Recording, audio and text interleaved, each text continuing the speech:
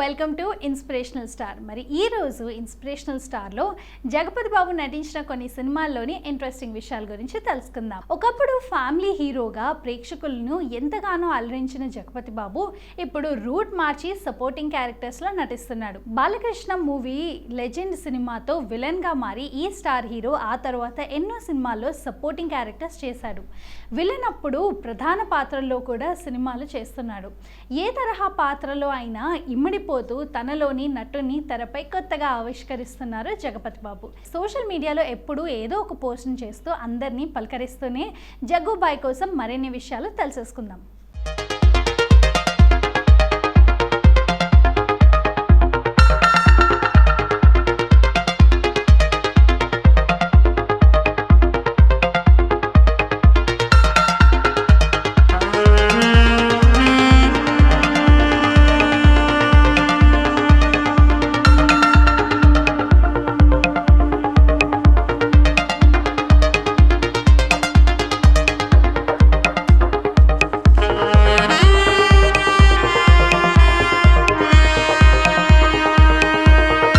బాబు ఫిబ్రవరి 12, 1962న మచిలీపట్నంలో జన్మించాడు. మద్రాసులో పెరిగాడు. ఆయన తండ్రి జగపతి ఆర్ట్ పిక్చర్స్ బ్యానర్ అధినేత దర్శకుడు అయిన విబి రాజేంద్ర ప్రసాద్. మద్రాసులోనే చదువును పూర్తి చేసిన జగపతి బాబు తర్వాత సినిమాల్లోకి ప్రవేశించాడు. చదువుకునే సమయంలోనే రోజుకు 3-4 సినిమాలు చూసిన జగపతి బాబుకి సినిమాలోకి రావాలన్న ఆలోచన ఉండేదే కాదట. ఎందుకంటే 12 ఏళ్ల వయసులో సినిమాలోకి వెళ్ళను అని ఆయన అమ్మగారు బొట్టు వేయించుకున్నారు. చదువు అయ్యాక కొన్ని రోజులు విశాఖపట్నంలో ఉన్న బిజినెస్ చేసుకున్నారు.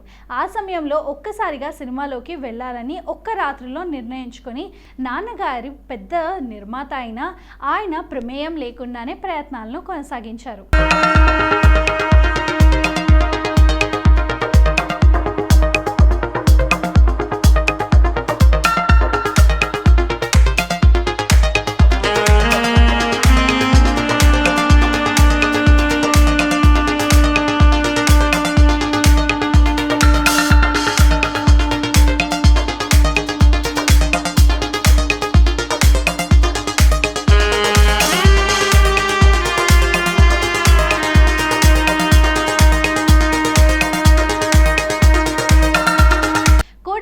ద్వారా విషయం తెలుసుకున్న రాజేంద్ర ప్రసాద్ గారు జగపతి బాబు ఇష్టాన్ని మన్నించి 1989లో సింహ స్వప్నం అనే సినిమాను తీసి తెలుగు సినిమాకు పరిచయం చేశారు.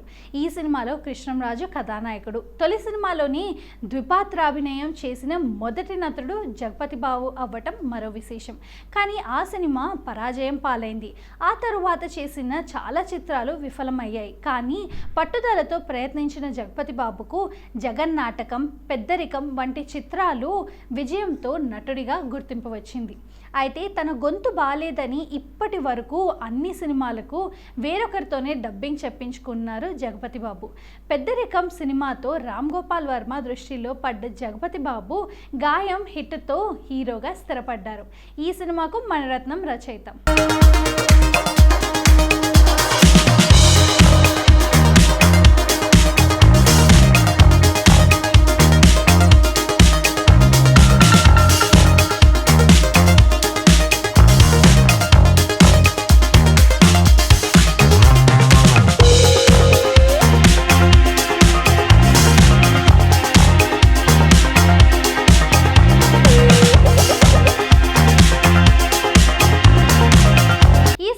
తొలిసారి డబ్బింగ్ చెప్పిన జగపతి తన గొంతుతో ఆడియన్స్కు మరింత దగ్గరయ్యాడు. తరువాత వచ్చిన కొన్ని సినిమాలు కొత్త తరం యాంగ్రీ యంగ్ మ్యాన్ గా అతన్ని చూపించాయి. అప్పటికి జగపతి బాబు కొత్త పందంలో వెళ్ళడానికి ప్రయత్నాలు చేస్తున్నాడు. 1994లో ఎస్వి కృష్ణారెడ్డి దర్శకత్వం వహించిన శుభలగ్నం సినిమాతో కుటుంబ కథా చిత్రాలకు మరింతగా ఆడియన్స్ కు దగ్గరయ్యాడు. ఎస్వి కృష్ణారెడ్డి జగపతి బాబు కాంబినేషన్ లో వచ్చిన మావి చిగురు, పెళ్లిపీటలు మొదలైన చిత్రాలు కూడా ఆడియన్స్ ఆదరణ పొందాయి.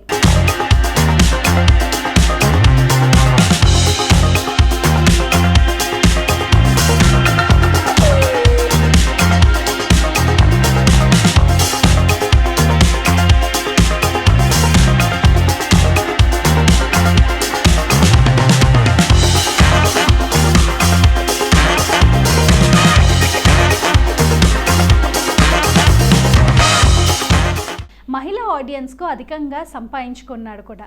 అదే సమయంలో ఒకే మూసలో కాకుండా కొత్త పాత్రలో ప్రయోగాలను చేస్తూ వచ్చారు. కృష్ణవంశీ దర్శకత్వంలో వచ్చిన అంతఃపురం సినిమాలో చేసిన సారాయి వీర్రాజు పాత్రలో బాగా పేరు తెచ్చుకున్నారు.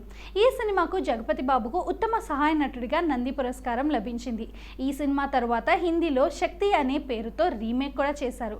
తెలుగులో జగపతి బాబు పోషించిన పాత్రను హిందీలో షారుఖ్ ఖాన్ పోషించాడు. తెలుగులో జగపతి బాబు చూపించిన ప్రదర్శనను తాను తిరిగి చేయలేకపోయానని షారుఖ్ ఖాన్ పేర్కొనడం విశేషం. తరువాత గుణశేఖర్ దర్శకత్వంలో వచ్చిన మనోహరం సినిమాకు గాను ఆయనకు రెండోసారి ఉత్తమ నటుడిగా నంది పురస్కారం అందుకున్నారు.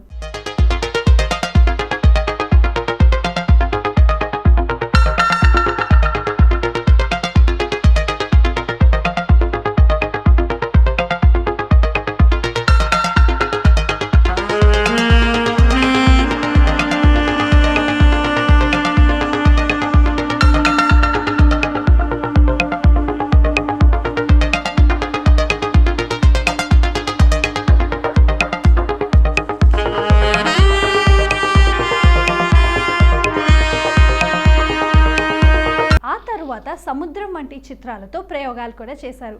కామెడీ పాత్రలు, కుటుంబ కథా చిత్రాల్లో నటిస్తూనే చంద్రశేఖర్ ఏలేటి దర్శకత్వంలో వచ్చిన అనుకోకుండా ఒకరోజు అనే సినిమాలో పోలీస్ ఆఫీసర్గా కనిపించారు. ఈ సినిమా మంచి విజయాన్ని సాధించడంతో అలాంటి పాత్రలతో లక్ష్యం, హోమం, సిద్ధం సినిమాల్లో కూడా నటించారు. తరువాత మళ్ళీ తన పందా మార్చుకొని 2006లో మదన్ దర్శకత్వంలో వచ్చిన పెళ్ళైన కొత్తలో అనే కుటుంబ కథా చిత్రంతో నటించారు. ఈ సినిమాలో ప్రియమణి హీరోయిన్. కొత్తగా పెళ్ళైన జంటకు వచ్చే చిన్న చిన్న గొడవలు ఈ సినిమాకు ప్రధాన కథ. ఈ సినిమా కూడా మంచి విజయమే సాధించి వీరిద్దరిని హిట్ పేర్ చేసింది. తరువాత రజనీకాంత్ ప్రధాన పాత్రలో నటించిన కథానాయకుడు సినిమాలో జగపతి బాబు నటన ప్రశంసలు అందుకున్నాయి.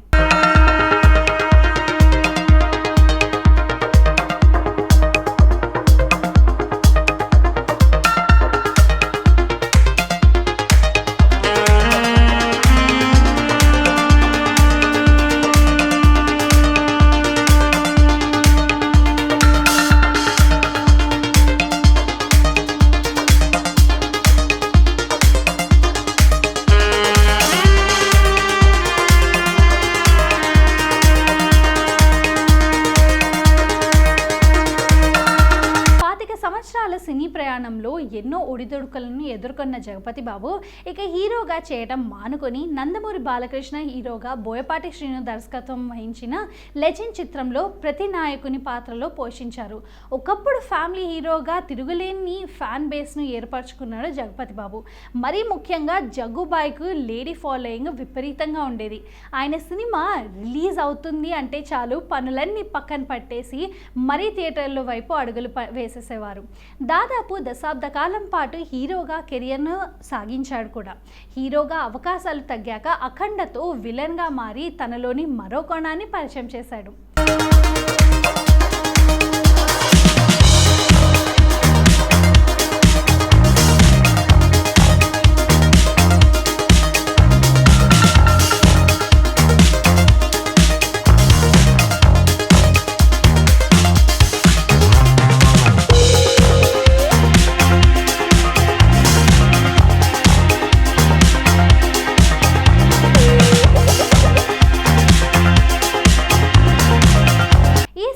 జగ్గుబాయ్కు తెచ్చిపెట్టిన క్రేజ్ అంతా ఇంత కాదు.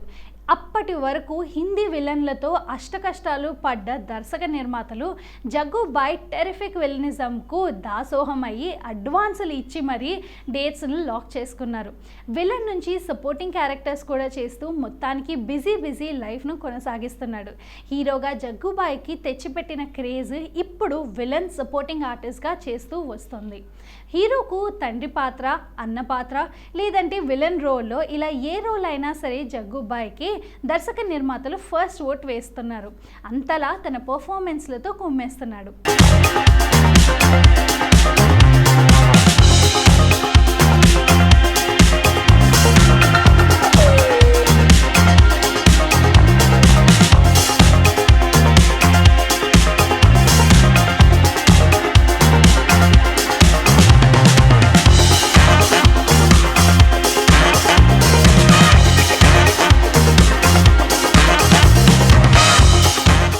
జగ్గుబాయ్ ఈ మధ్య సోషల్ మీడియాలోనూ మహా యాక్టివ్గా ఉంటున్నాడు.